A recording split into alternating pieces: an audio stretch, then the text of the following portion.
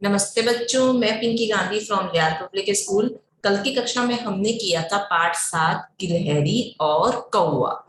उस अध्याय में हमने क्या सीखा था कि गिलहरी जो है वो कितनी मेहनती थी और जो कौवा था वो बहुत आलसी था। अपनी आलस के कारण उसने क्या भुगता था, अपनी सारी फसल को खराब कर लिया था। इसीलिए हमें इस अध्याय से क्या सीख मिली थी कि हमें अपने काम में आलस बिल्कुल भी नहीं करना चाहिए, पूरी मेहनत से अपने हर एक काम को करना चाहिए। किसी भी काम को कल पर बिल्कुल भी नहीं छोड़ना चाहिए। क्या करना चाहिए, हमेशा तैयार रहना चाहिए हर काम को करने के लिए, बिल्कुल भी आलस नहीं दिखाना चाहिए। आज हम करने वाले हैं इसकी बुक एक्सरसाइज। बुक एक्सरसाइज में हम देखेंगे, सबसे पहले हमें यहाँ पे दे रखा है श्रुति लेख। जैसे कि हम अपनी कॉपी में भी इसको नोट डाउन कर,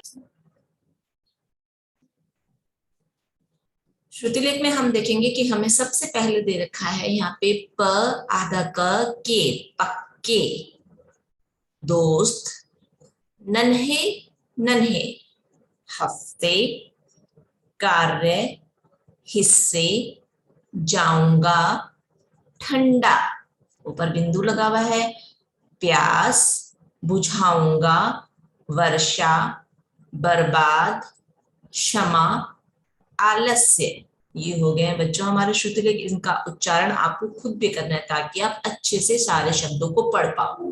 आगे दे रखा है मुख से यानी कि मौखिक प्रश्न। नीचे दिए गए प्रश्नों के उत्तर हमें देने हैं। जैसे सबसे पहले दे रखा है, गिलहरी और कौवे में कौन आलसी था और कौन मेहनती था। हमें ये बताना है कि इस अध्याय में हमें कौन आलसी दिखाई दे रहा है और कौन मेहनती दिखाई दे रहा था। कौन था, कौवा था या गिलहरी? तो आलसी था यहाँ पे कौवा और मेहनती थी यहाँ पे गिलहरी। तो हम लिखेंगे कौवा और गिलहरी और कौवे में कौन आलसी था?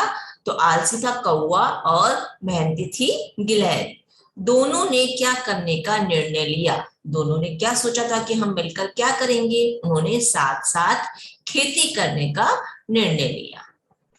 अगला प्रश्न है, तू चल मैं आता हूँ, चुपड़ी रोटी खाता हूँ। यह कौन कहता था? किसने कहा था ये कि तू चल मैं आता हूँ, चुपड़ी रोटी खाता हूँ? ये कौवे ने कहा था। वर्षा में किसकी फसल बह गई थी? किसने आलस दिखाई थी जिसकी वजह से बारिश में उसकी फसल खराब हो गई थी? तो कोई ने आलस दिखाई थी। और गिलहरी तो बहुत मेहनती थी, इसीलिए उसने अपनी पूरी फसल काट कर रख ली थी। अगला प्रश्न है, यहाँ लेखनी से सही शब्द से हमें खाली जगह भरनी है। यहाँ पे नीम के पेड़ पर एक डैश और एक डैश रहते थे। कौन रहते थे? कौवा और गिलहरी।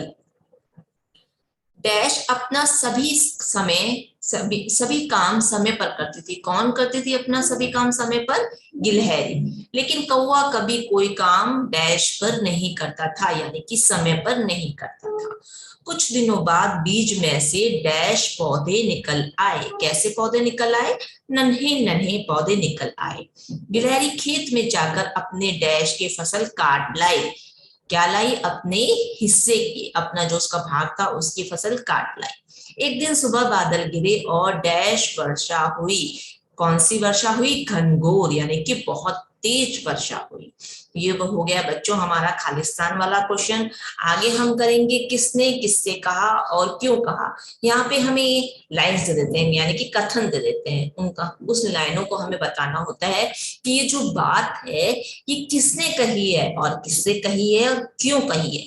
इन तीनों प्रश्नों का उत्तर हमें देना होता है। जैसे सबसे पहले हमें देखा है, देखो बादल गिरने वाले हैं, तुम्हारे हिस्से की सारी फसल कहीं खराब ना हो जाए।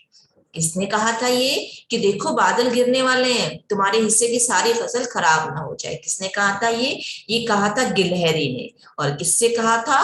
कोए से कहा था। क्यों कहा था? क्योंकि वर्षा आने वाली थी। आगे दे रखा है अगला कथन, जाऊंगा जी जाऊंगा, फसल काटने जाऊंगा, लेकिन पहले हरी डाल पर चुपड़ी रोटी खाऊंगा। ये किसने कहा था? ये कहा था कौवे ने। और किससे कहा था? गिलहरी से कहा था।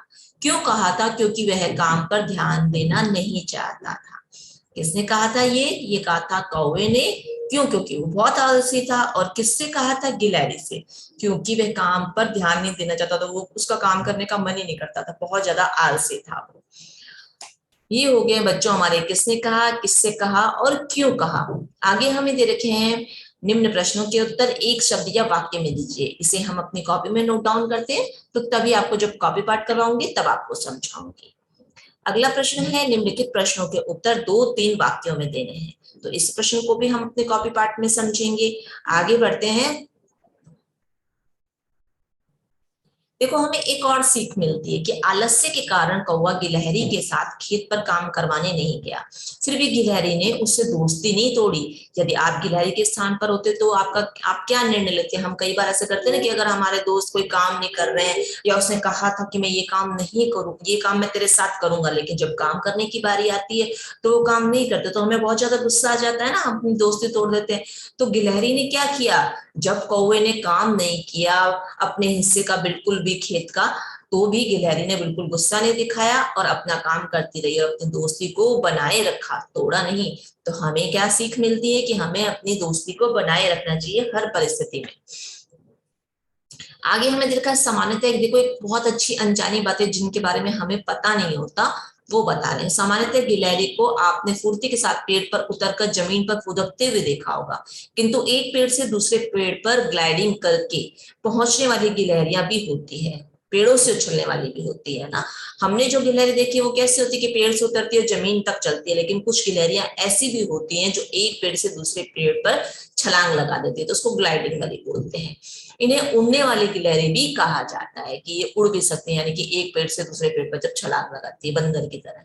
विश्व के कई देशों के साथ भारत में भी हिमालय के आसपास देवदार के वृक्ष पर उड़न गिलहरियां यानी कि ग्लाइडिंग करते देखी गई है। हाँ, हमारे जो हिमालय हैं उन पर ऐसी गिलहरियां देखने को मिलती हैं।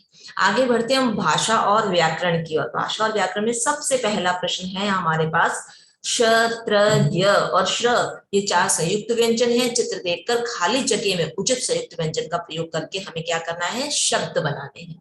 क्या करना है? शब्द बनाने। जैसे सबसे पहले हम श से बनाएंगे रक्षक।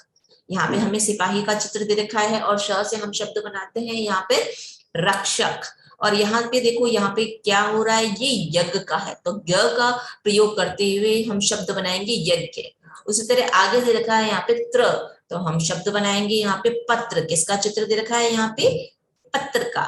आगे देखो, यहाँ पर एक मेहनत करने वाला इंसान जिसको हम क्या बोलते हैं? श्र से श्रमिक। ये हो गए बच्चों संयुक्त व्यंजन। आगे हमें बता रखा है कि भाषा में शब्दों के उचित क्रम में वाक्य बनते हैं जिनका कुछ ना कुछ अर्थ अवश्य होता है। जैसे गिलहरी और कौवा पक्के दोस्त है, ये एकदम सही क्रम दे रखा है, तो हम इसको बोलेंगे सही क्रम है। और आगे हमें दे रखा है जो सही क्रम नहीं है उसे हम बोलते हैं, जैसे ये थे पक्के दोस्त गिलहरी और कौवा, इनका क्रम सही नहीं है ना, ये इन शब्दों को सही नहीं रखा गया, तो ये सही क्रम में नहीं है। आगे हमें देखो ऐसे ही एक प्रश्न दे रखा है, शब्दों को सही क्रम में लगाकर हमें क्या करने हैं? वाक्य बनाने हैं। उदाहरण दिया था ना कि जैसे उल्टे सीधे शब्द रीअरेंज करना है, जिसको आप इंग्लिश में बोलते हो, वैसे ही हिंदी में बोलते हैं सही क्रम में। तो हमें ऐसे शब्द दे दिए हैं, उनसे हमें वाक्य बनाना है। जैसे बाजार से खरीद कर लाऊंगा मैं कुछ पुस्तकें, तो हम सही क्रम में लिखेंगे, मैं कुछ पुस्तकें बाजार से खरीद कर लाऊंगा। ठीक है। अगला है यहाँ पे छुट्टी रहती है रविवार को, तो हम सही क्रम में वाक्य को बनाएंगे, रविवार को छुट्टी रहती है। आलस्य करना नहीं चाहिए हमें, तो जब हम इसको सही क्रम में लिखेंगे तो हम लिखेंगे हमें आलस्य नहीं करना चाहिए। खेलते हैं मैदान में बच्चे, इसको हम सही क्रम में लिखेंगे, बच्चे मैदान में खेलते हैं। ठीक है।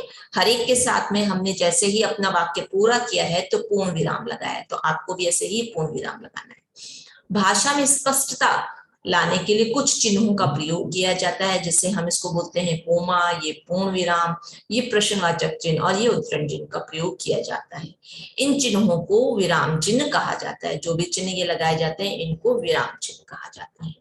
अगला प्रश्न है कि नीचे दिए गए गद्यांश में उचित विराम चिन्ह का प्रयोग हमें करना है। जो हमने विराम चिन्ह देखे हैं, जैसे एक बार गिलहरी खेत में उसकी प्रतीक्षा करती रही, तो हमने यहाँ पर अल्प विराम लगाया, यानी कि कोमा लगाया। थोड़ा सा हम अपनी बात में यहाँ पे विराम दे रहे हैं, रुक रहे हैं। किंतु कौवा नहीं आया, बात खत्म हो गई है, तो हमने यहाँ पे पूर्ण विराम लगाया है। कुछ दिनों बाद बीज में से नन्हे नन्हे पौधे निकल आए और कुछ हफ्ते बाद वे बड़े भी हो गए। यहाँ पे एक बात पूरी हो रही है तो हमने यहाँ पे पूर्ण विराम लगा दिया है।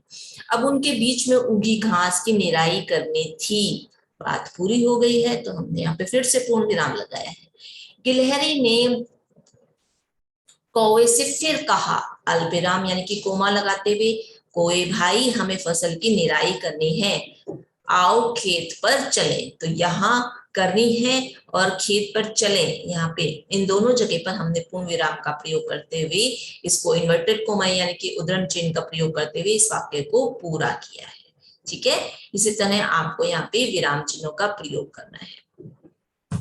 ये हो गई है हमारी बच्चों बुक एक्सरसाइज पार्ट 7 गिलहरी और कौवा। अब आपको क्या करना है, उम्मीद करती हूँ कि आपने इस चैप्टर को, इस अध्याय को फिर से अपने आप से पढ़ा भी होगा, है ना। अब आपको क्या करना है, अपनी बुक में इसको नीट एंड क्लीन राइटिंग में नोट डाउन करना है। आपको पता है आपके हर एग्जाम में बुक एक्सरसाइज का काफी हद तक पार्ट आपके एग्जाम्स में आता है ना, तो आपको नीट एंड क्लीन राइटिंग में नोट डाउन करते हुए अपने अपने सब्जेक्ट टीचर्स के पास उसको सेंड भी करना है। आज की मैं मेरी कक्षा यहीं समाप्त कर रही हूँ। धन्यवाद।